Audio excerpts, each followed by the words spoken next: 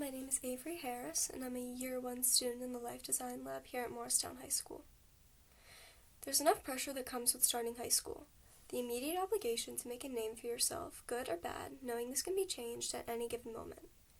I've always thought that appearance is what truly formed a person's first impression, so for the first week of school, I really tried to make sure I looked put together, even if I didn't necessarily feel it. On the first day of school this year, I wore a white collared top with an army green skirt and white shoes.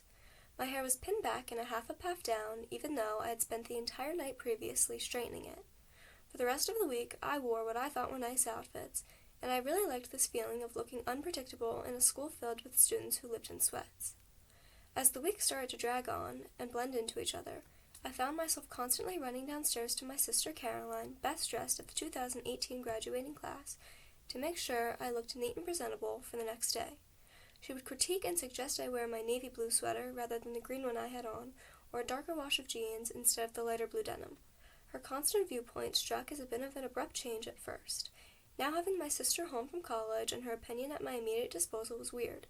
Being herself, and a bit of a ruthless person by nature, she was always straight up in what she liked and what she didn't. At first, I would get offended that she would constantly find flaws in anything I did. But as she spit out more and more constructive criticism, I learned to just take it.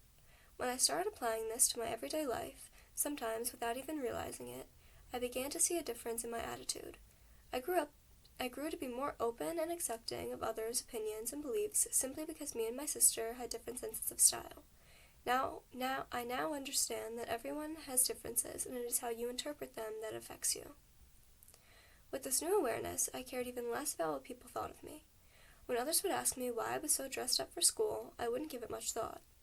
Though it was generally just jeans and a top, wearing something I felt confident in made it easier for me to get out of bed in the morning, even when going to school was the absolute last thing I wanted to do. Now, those around me equate the things I wear to just me as a person and who I am. I choose not to wear plaid pajama pants to school only because I don't want to feel incomplete the entire day. Feeling good in how I see myself is more important to me than how others see me. Waking up at 6 o'clock in the morning to do my makeup and hair just the way I liked it was simply a way of deepening this newly established respect I had found for myself. But this got harder and harder as the school year went on. Waking up to get dressed and look nice began to get more difficult. I started to resort back to my 7th grade ways of a sweatshirt and leggings, instead of my usual jeans and a sweater. I dreaded going to school each day, not only because of the interactions I would be forced to have with others or the pile of missing assignments that kept growing, but because I knew I was losing respect for the things that truly mattered to me, such as fashion. Sometime in the winter, all and any interest and enjoyment I had found in school had vanished. As much as I loved to read or write a solid essay, these things weren't keeping me as occupied as they used to. As I fell deeper into a slump of disengagement, I was constantly drawn back to my project as a safety net. Working tediously for hours on something that had truly captivated my attention was way more rewarding than studying for a physics test. Throughout the many low points I've had this year, my small fashion website was what I found myself resorting back to as a form of comfort, knowing it was an assignment being done on my own time.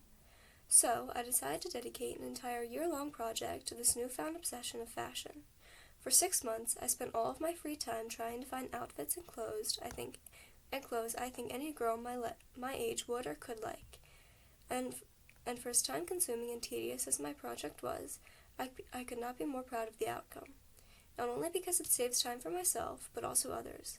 My website provides an easy way for a number of people to shop affordably, whether you like shopping or not. With over 150 different pieces of clothing and 80 looks to draw inspiration from, I hope that others can draw as much appreciation from my project as I do.